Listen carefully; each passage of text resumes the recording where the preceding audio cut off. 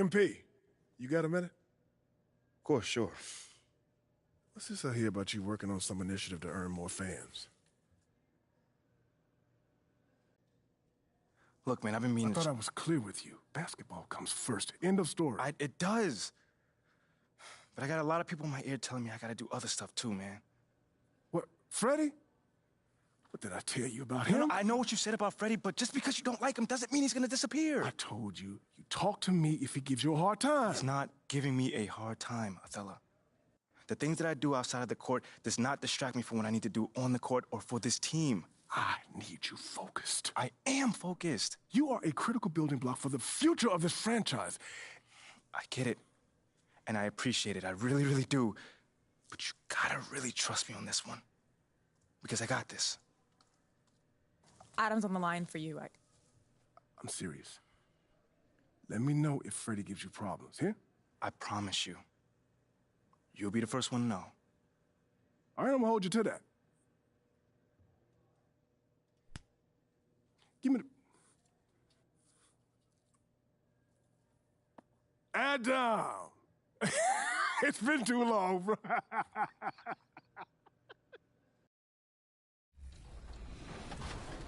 Michael Jordan had everything. He had a perfect body. He had a fantastic brain. He was smarter than almost everybody else. He had an emotional commitment and tie to the game of basketball. But really, that tie, that emotional commitment, that was to life. Michael was extremely competitive in everything he did. And Michael was also a visionary dreamer. I had the privilege of being Michael's broadcaster during his great run with the Bulls. And I would always ask him, so how do you prepare? How do you get ready? What do you focus on? And he always said, fundamentals, physical fitness, footwork. But what he really spent his time on at that point, because he was already the best player in all of basketball, this would be in the 90s when they were winning all the championships, is that he spent his time on the dream and the trying to figure out how he was going to get the job done and the vision of the path forward. And this guy is just fantastic in so many different ways. I mean, he's got a game, but he's got charisma, and he's got style, and he's got an identity, and now he's building this culture. But Michael has always been about winning. Finishing with force. Shook that building all the way up. When your lead player, like Michael, is the hardest working guy, the most committed, the most dedicated, the most fit, and the best player all at the same time, anything is possible. And that's what happened. Dreams became reality. Michael Jordan at the top.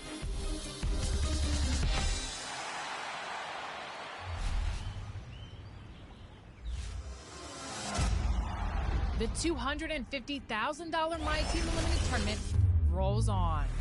Game day number 2 was a blast. And if you missed the live stream, there was a lot going on. These guys are flying around the court. There's still so many cards that can be used based on your play style. It's always fun talking to the My Team community and welcoming in new qualifiers. And from the second game day, the final list is stacked as both of last year's champions are back for more. The third game day is on January 7th, and it's calling your name. So, in the meantime, hit the courts and get to level 40.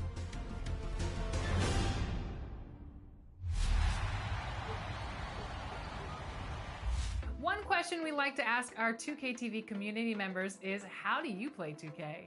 And for streamer and 2K content creator Truly Huncho, his answer was Eras. We had a chance to catch up with him last week to find out why this is his go-to mode. Today, I'm joined by my buddy Huncho all the way across the globe. Huncho, how's it going? I'm doing great, man. How are you doing? I'm doing well. Now, you're in the Netherlands, right? A 2K content creator across the world. I love that. Yeah, it's 7:30 right here. Man, I'm just thankful to be here. For fans that maybe haven't jumped into the Eras mode, what makes it so appealing to you, and why should they jump in and test it out? Well, my NBA is great because you can rewrite the history, but you can also build your own future of the NBA and you can also change players up. So if you would like to see Shaquille O'Neal being the greatest ball handler in the NBA, and that will never happen, you can try that on the game, and that's really fun. So I will definitely try to touch the game, maybe even make your own little dynasty. Man, it's great to touch the mode. I know you like to work in the modern era. What is it about today's NBA that's so appealing to you? Yeah, it's LeBron. LeBron, Stephen Curry, John Morant. I remember in 2016, Russell Westbrook had a triple-double year. He was the first ever player to do that. And yeah, it made me really appreciate the modern day era because players are so athletic. They all, like Stephen Curry can shoot threes from everywhere. Damian Lillard can shoot threes from everywhere. So it's really a different level of basketball right now. And I didn't really watch the 80s basketball or 90s basketball, but the modern day is just crazy. Like the things you see. What player from the past would play well in today's NBA, in your opinion?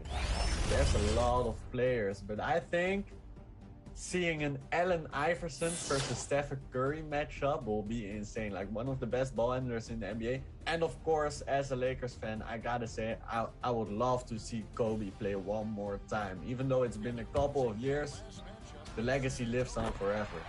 What would you say is the biggest what if in NBA history, and what could you do to rewrite that what if through the eras modes? Because I'm a LeBron fan, but what if it was possible if we could see Kobe and LeBron back in 2010 on the same team? That would be like the greatest dynasty ever.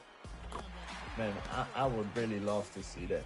All right, so when did you first start playing 2K? What was your first 2K? I started playing NBA 2K during NBA 2K11. I borrowed the game from a library. Took a break for a year because I had to return the game, of course. And then I went to the Philippines, fell in love with basketball, bought NBA 2K13 when I came home from the vacation, and jumped into the game and never left the game actually. So I never missed a 2K since 2K13. Now, of course, you DM me some videos working out of the mode. So what kind of content are you making around the eras mode specifically? I like to work with real NBA players. So what if Anthony Davis could stay healthy? What if Russell Westbrook could shoot, for example? What if Ben Simmons could shoot? I mean, that's the type of content I'm trying to make. And also with trade videos, like there's some trade rumors going on right now. It's December, so people are starting to see how teams develop during the season, and I'm trying to make my own twist of that. And yeah, I really enjoy doing that. Where can people find you and what kind of content you're creating? Are you streaming? Are you on YouTube? Let the people know. So I'm Truly Hancho on YouTube. I love to build my own community. You can also find me on Twitter.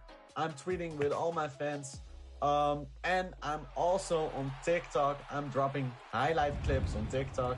So y'all can check me over there. You have any teammates that you run, maybe when you're in the city or anything out there you want to give a shout out to? Man, I want to thank TMB for giving me the chance to be a content creator on the team.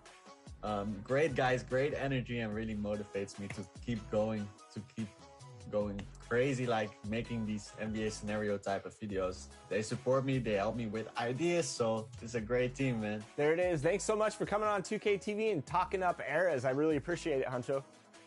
I appreciate the opportunity, man. I'm blessed.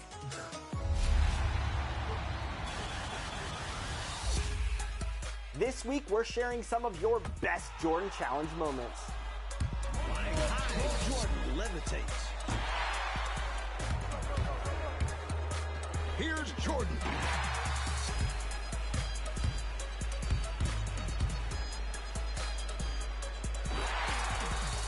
Lobs it up for Jordan, and the dunk by Jordan. Top Plays will be back next week. We're busy pulling your best Season 3 plays. Here's Jordan. Money. And remember, for your play to be considered, submit it over social media using the hashtag 2KTVWow. So, what are you waiting for? Get out there and show the world what you can do. And definitely hit that follow button for sure. Until next time, enjoy the game.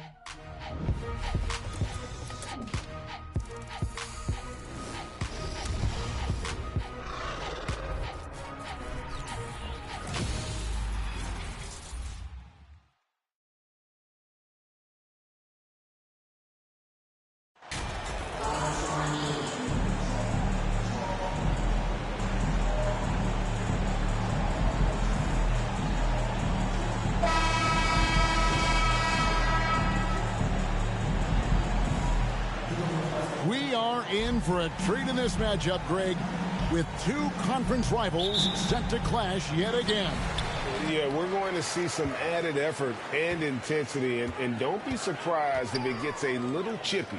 Look at the 76ers starting group.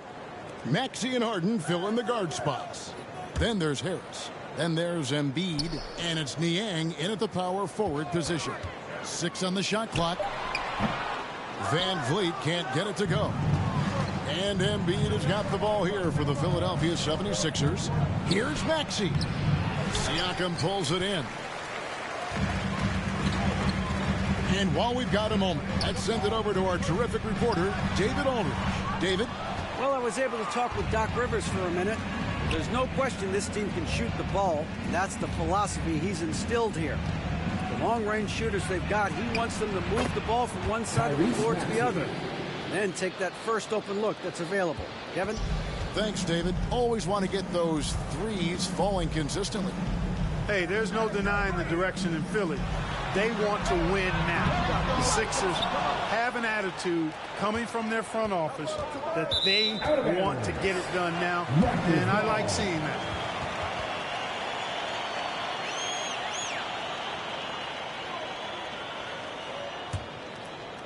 And just over a minute played here in the start of the game. That one good for 2. And great find by Van Vliet. He's in control of this offense and generally makes good decisions.